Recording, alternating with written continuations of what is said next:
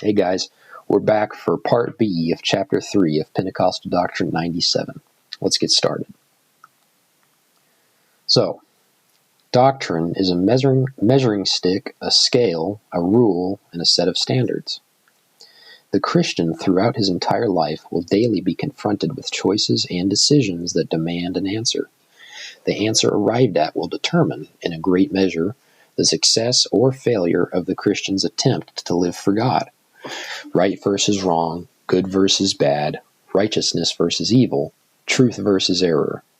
How shall the Christian arrive at the right answer? Upon what grounds will he base his judgment? What will keep him from being led astray or falling into error or being deceived and perhaps destroyed? How will he judge what is right? How can he detect error? How will he determine what set of scales or balances or rules or measurements to use? These are grave questions for the Pentecostal to consider. The Bible teaches us to try the spirits. This is done by comparing the situation at hand by the instruction from the Bible concerning that situation. There is no problem or situation that the Bible cannot give direction and help to overcome. The Bible is the foremost set of standards that all Christians should live by. So, the lives of people in the so-called Christian world manifest many similarities. Among these are a basic desire for clean and righteous living, the love toward our saving God, the burden to reach the unsaved, and the frequent gathering to worship God. Many of these Christians have the same goals, the same degree of sincerity, and the same quality of love and devotion toward the Lord. However, a closer look at the requirements to be included within the New Testament church reveals a cause to step out and away from most ecclesiastical circles. The tenets of the Pentecostal faith were not derived from the whims and wishes of a man. Pentecostal practice of worship, evangelism, and church attendance is actually predicated on the instruction and example of the Church of Acts. So here we can see a separating factor between the Pentecostals and other denominations.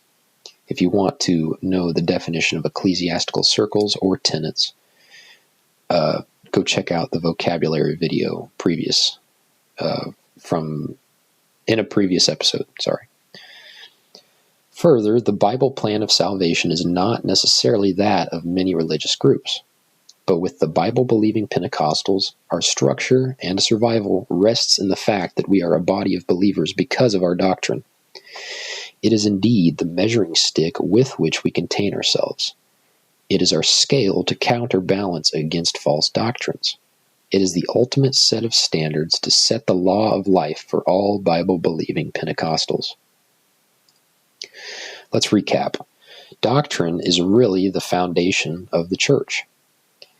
Doctrine is a measuring stick, a scale, a counterbalance, and a set of standards. What will a Christian be confronted with daily?